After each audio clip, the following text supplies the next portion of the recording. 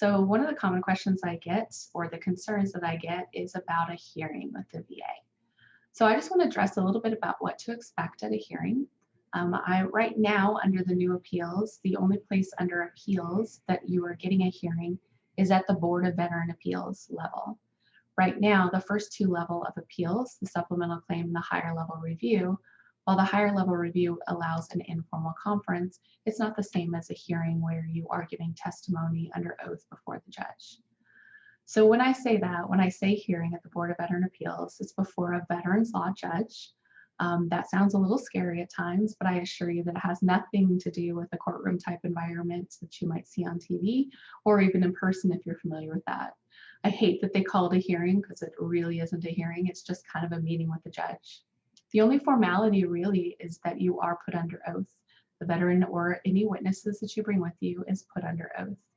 And that allows, part of that is a great thing because you can provide credibility to maybe statements that were made in the CNP exam or statements that are made in writing. So basically what to expect at a BVA hearing.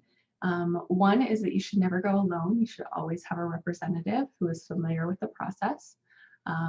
That would be an office like ours or veteran service organization.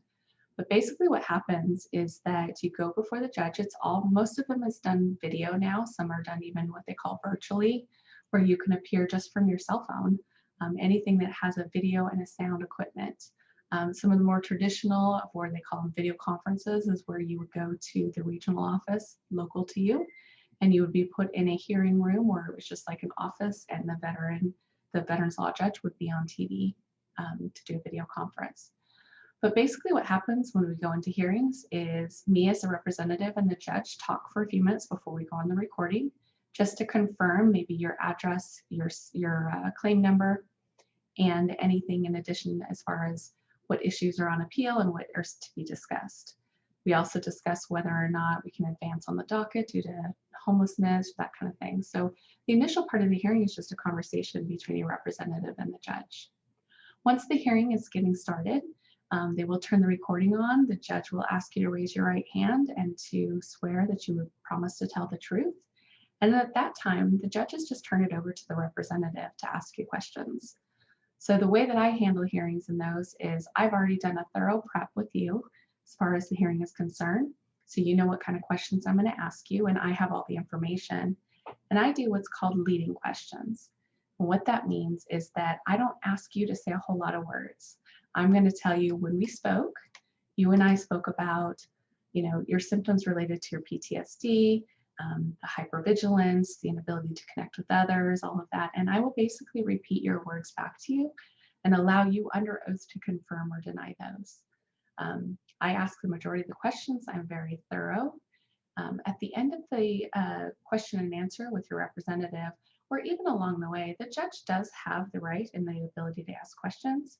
But this is a non-adversarial process, which means that they are not allowed by law to cross-examine you. They can ask clarifying questions, follow-up questions, but it's not at all like an environment in which you feel like you're being cross-examined. In my experience, where the majority of my cases that I handle are at the board level, the judges are very nice. They're very accommodating.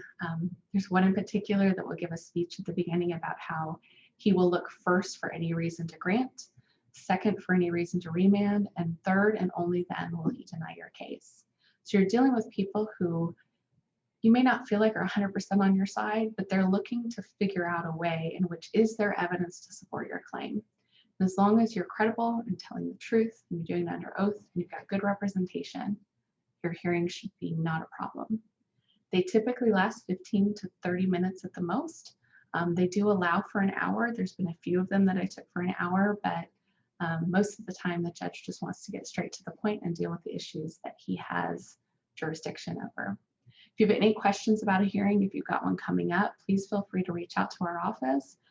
Even if we're not representing you, the paralegals that I work with here, they're all veterans themselves, and many of them have been through the process, and so they're going to have a good understanding about what kind of information you need and what to expect at a hearing. So let us know if we can help.